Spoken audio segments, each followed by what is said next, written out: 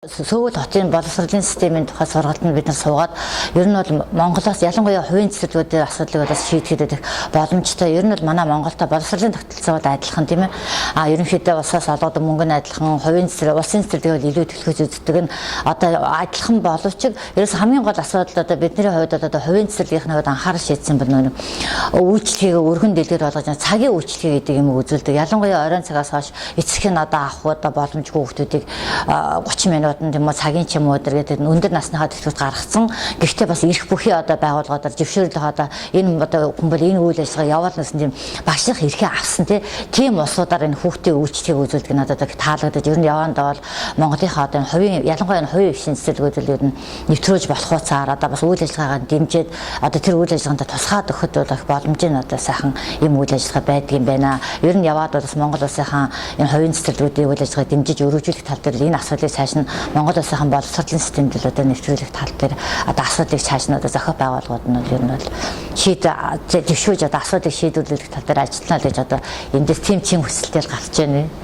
Баярлалаа. За тэгээд танаа цэцэрлэгийн танаа энэ Солонгос улс бол хүүхдийн төлөө гэсэн юм тийм ээ одоо хамаг боломжтой юугаар одоо ажилладаг юм байна. Тэгээд чинь өглөө 7 цагаас орой 7:30 хүртэл ажилладаг гэдэг юм л да. Тэгэхээр тэр анги даасан багш нь одоо нэг багш байх уу? Яг л тухайн багш ч одоо өдрийн 12 цагийн турш ажиллаж байгаагүй маргааштай үргэлжлээд ажиллаад яваад идэггүй. Тийм ээ.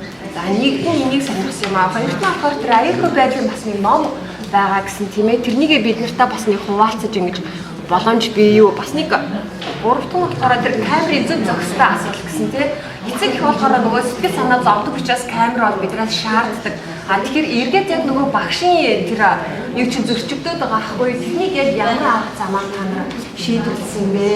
Одоо Монгол бол байнгын одоо энэ хүчтэй маргаан л да. За дахиад нэг асуулт нь болохоор тэр цэцэрлэгүүд гэж байна л да. Цэцэрлэгүүд нь дотор ямар нэг юм нөгөө тусын сонголттой. Жишээ Солонгос улсын гол хүүхдүүд их гэсэн цэцэрлэг байх уу? Энэ ялгарсан юм өөр сонголттой юм байдгүй. Тэр байдгүй бол түүнээсээ жишээ төлөөд өгөөч. 어린이집 아침에 7시 가도 저녁에 7시 반까지인데요. 부모님께서 일하는 시간이 너무 길어서 부모님께서 이제 일하는 시간이 일주일로 두 번째는 안전에 대한 메뉴 문제고 2시간 동안에는 한 명씩 돌아가면서 이렇게 당직으로 가고 추가된 시간에 대해서는 수당을 받고 그런 식으로 메뉴에 대해서 하죠. 네. 선생님 메뉴 준비 운영 매니저라고 푸딩 운영 машин 7 хоногт 40 цагаас 60 гэж заасан байдаг. Тэгэхээр ажлын 8 цагаар заасан байдаг. Өглөө 7:30-аас орой 7:30-д өгдөл авчирдаг хүүхдүүд цөөхөн байдаг учраас туслах багш болон хүний нөөцийн одоо цам байгаа гэсэн чинь тэндээс ингээд нөгөө солилцдог багш нар очиж ээлжидэг. Үгүй бол цэцэрлэг дотоод асуудалтай багш нар ээлжээр өнөөдөр бол жижиг маягаар ээлжиж зохицуулж хийж боллоо гэж. Тэгээд түрүүн нөгөө камер болон аюулгүй байдлын талаар сургалтын номоо та бүхэнд өгье. Тэр бүхнийг судлаад үзээрэй. За миний нэрийг бол Заяа гэдэг. Би Улаанбаатар хот Баянзүрх дүүргээс ирсэн. 21-р цэцэрлэгийн эрхлэгч байна. Тэгээ өнөөдөр Солонгос улсад болж байгаа эко боловсролын сургалтанд хурж ирж байгаадаа туйлын их баяртай байна. Бүгд найрамд Солонгос улсын сургуулийн өмнөх боловсролын бодлогын талаар нэлээдгүй зүйлийг өнөөдрийн сургалтаас их олж харлаа.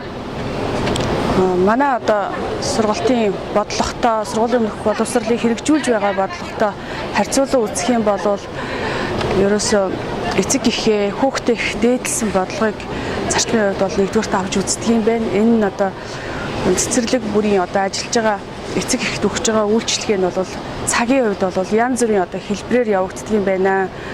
Манайх бол айгүй тийм хатуу зарчимтай байдаг юм байна. Өглөө одоо 7:30-аас орой 17:30 хүртэл багш 8 цагт 10 цагт ажиллах ёстой гэдэг боловч Солонгос улсад бол тийм юм бол байдгүй юм байна.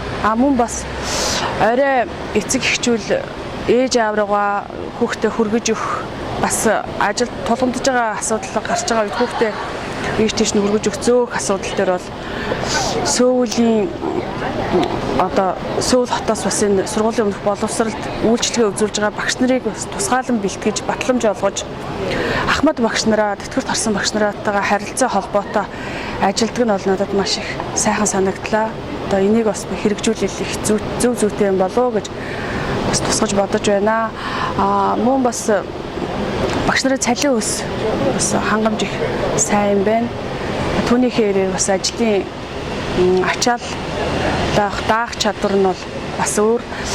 Бид нар одоо сонирхлоолд 12 цаг ажиллаж байгаа багш маань маргааш өглөө ажилдаа ирнэ гэхэд тэгвэл одоо туслах багш нарыг бэлтгэсэн сургалтыг явуулж туслах багш нараа одоо хүүхдэд зөөх, багшийг байхгүйд орлож ажилуулах энэ ажлыг бол зохион байгуулдаг нь бол авууштай зүйл байна. Хүний нөөц их сайтай. Энэ нь бол надад бас их таалагдсан. Тэгээ сургалт бол маш сайхан явагдаж байна. Биднийг одоо тав тухтай байлгаж, бидний одоо сургуулийн өмнөх боловсролын бодлогыг улс их орондоо хэрэгжүүлэхэд, байгууллагатай хэрэгжүүлэхэд, өөрийнхөө стратеги бодлого дээрээ бас нэмэлт оруулахад энэ сургалт, өнөөдрийн сургалт маш их амжилттай байна гэж би хэлмээр байна. Та бүхэндээ их баярлалаа. Өөрөө зурсан уу? Энэ сургалтын дээр их юм сонсоо, юу одоо мэдчих аваа.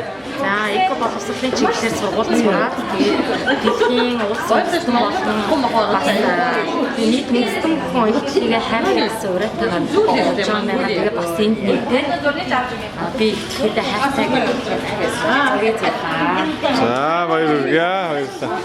Эрэг аваа. За.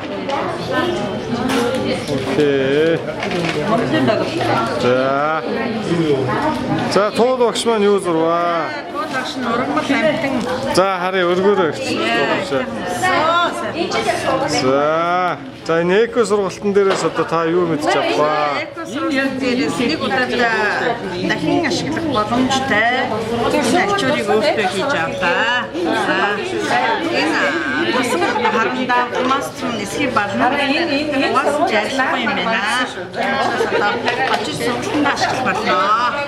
За, сургалтын одоо үр дүн хэрэг таалагдваа? сайхан байна. Энэ дотор ороодрогууд мод үнэлж байна. Модоор хүүхдүүд юм хийсэн байна. Мод тэгээд дээрээс нь аюул гоё. Навчмачаар бүтээлүүлсэн байна. Аха. Тэгээд ургалтаа модтойгоо ойрхон байгааг шинж юм да. За. Та ер нь Монголд очиод иймэрхүү чиглэлийн сургалтыг одоо өргөжлүүлэх үү? Явуулах уу? Хамгийн нэн цэцэрлэгтэй багш нартай заа. Багш нартай заана. Тэгэнгүүт багш нар чинь хүүхдүүдэд хэлдэг шүү дээ. Тийм тий. Тэгээд хоёр байгальтыг яаж хамгаалах, яаж ногоон норн байх вэ? Ширмэн төрөнд яаж мод тавих вэ? Модоо яаж хамгаалах вэ? За, баярлалаа. За, багш энэхүү одоо сургалтын одоо үр дүн буюу сэтгэлээс олцол. За энэ бас бидний нэг тайлсан шинэ ийм аргуудыг бас сурлаа. Тэгээ энэ цэцэрлэгтээ очиод энэ эко байгууллагыг одоо хүүхдүүд болон эцэгчүүдтэй бас танилцуулах шаардлагатай юм байна. Баг наснаас бас байгальтай танилцуул, байгальтай танилцуулаад бид одоо сайхан орчинд өсөж өгчих энэ гол үндэсний юмнуудыг бас эцэгчүүдэд танилцуулах, хүүхдэд танилцуулах юм сургалтуудыг явуулъя гэж бодож байна. Тэгээд цэцэрлэгтээ очиод бас ийм эко байгууллага орчин бүрдүүлсэн талбайтай болсон том төсөл бас тээж хөрөндөө болчихж байна. Намайг Мөнх Баяр гэдэг би Сонгон хайрхан Улаанбаатарын Сонгон хайрхан дүүрэг байрладаг чухал цэцэрлэг эрхлэгч. Тэгээд бид энэ 5 хоногийн хугацаатай эко боловсрол олгох сургуулийн өмнөх насны хүүхдүүдэд эко боловсрол олгох чиглэлээр эко боловсролыг хөгжүүлж харилцан бие биендээ түншлэл үүсгүүднээс өнөөдөр ингээд цэцэрлэгийн эрхлэгч нар энэ Солонгос улсад энэ сургалтанд хамрагдаж байгаа нь маш их ач холбогдолтой сайхан сургалт болж ирэх гэж бодож байна. Өнөөдөр бид эко боловсролыг эзэмшиж эко боловсролыг хөгжүүлэх эко боловсрол олгоно гэдэг чинь юу хэлээд байгаа юм бэ гэдгийг бид энд бол жинхэнэ утгаар нь ирж өөрсдөө дадлага одоо хүүхдүүдтэй ойлгуулах тэр дадлагыг бид нар өөрсдөө эзэмшиж тэгээд одоо өнөөдөр энэ боловсролыг Монголд очиж түгэх болсондоо маш их баярлж байна. За Монгол Улсыг төлөөдөд манай 25 өний бүрэлдэхүүнд ирсэн. За тэгээд Налах дүүргийн боловсролын хэлцээг мэрэгчлэн Мөнгөнчэ гэдэг хүн байна. Налах дүүргээ төлөөдөд өөрийн анхаарал цэцэрлэгийн эрхлэгч үзий жаргалтай хамтдаа энэ багтаараад ажиллаж байгаадаа үнэхээр баяртай байна. Тэгээд сургуулийн өмнөх боловсролын өнөөгийн ба тийм ээ ирээдүй гэсэн энэхүү сургалтанд 3 хоног хамраглаа. За тэгээд формын 1 өдөртөөгөө нийтдээ 4 хоногийн ийм үйл ажиллагаанд оролцоод явж байгаадаа үнэхээр баяртай байна. Одоо дэлхийн дахин аюурын сургуулийн өмнөх боловсролын хүүхдийг хэрхэн хөгжүүлэх вэ гэдэг талаар бол нэлээд анхаарал татсан асуудал болоод байгаа. За тэгээд энэхүү үйл ажиллагаагаар бол эко боловсролыг хүүхдийн бага наснаас нь эхлэж яаж олох вэ гэдэг талаар бол олон улсынхан бүгдээрээ зөвшөлдсөж тийм ээ хэлэлцүүдийг хийж явлаа. Тэгээд энэ бол үнэхээр бас тулгамдсан асуудал байгаа нь бол аль ч одоо улс орнд бол ихтэй байна. Тэгээд өнөөдөр бол бид нар бас хүүхдүүдтэй адилхан тийм ээ одоо хамрын халчуурн дээр зураг зурж үзлээ. За тэгээд мөн тодорхой хэмжээний одоо юунуудыг бүтээлүүдийг бас өөрсдөө хийсэн. Энэ нь үнэхээр их сэтгэл таалагдсан ийм сайхан хөтөлбөрийн дагуу Солонгосоос маань багцныхаа хөгжүүлэлт хөгжүүлэх юм байна гэсэн юм сэтгэл төрж байна. Тэгээд одоо эко боловсролын сургалт маань 3 удаа үргэлжлэхээр байгаа. Чадвал энэ одоо 3 удаагийн сургалтаас хамрагдах хүсэлтэй байгаа шүү. Тэгээд та бүхэндээ цаашдаа ажилт нь өндөр амжилтыг хүсье. Тэгээд энэхүү сургалт маань бол 3 цуврал сургалт байгаа. Тэгээд цуврал сургалтын маань эхний хэсэг болох эко боловсролын одоо ба ирээдүй сэдвээр 4 орны баг одоо илтгэл тавьсан байгаа. Хоёр дахь одоо ажил нь болохоор Солонгос улсын одоо намын арал дээр эко боловсролын форумын 2 дахь эко орчинд гэсэн сэдвтээ воркшоп маань бас амжилттай сайхан зохион байгуулагдаж явагдлаа. Тэгээд манай сургалтанд 2 дахь үндсэн одоо чиглэл нь бол эко боловсрол ба эрүүл хүүхэд гэсэн сэдвээр дараагийн сургалт маань үргэлжлэх байгаа. Ингээд та бүхнийг бид бүхэнтэй хамтран ажиллаж дараагийн сургалтанд маань оролцоно гэдэгт итгэж байна. Тэгээд та бүхэнд аз жаргал хамгийн сайн сайхан бүхний хүсье өрөөё.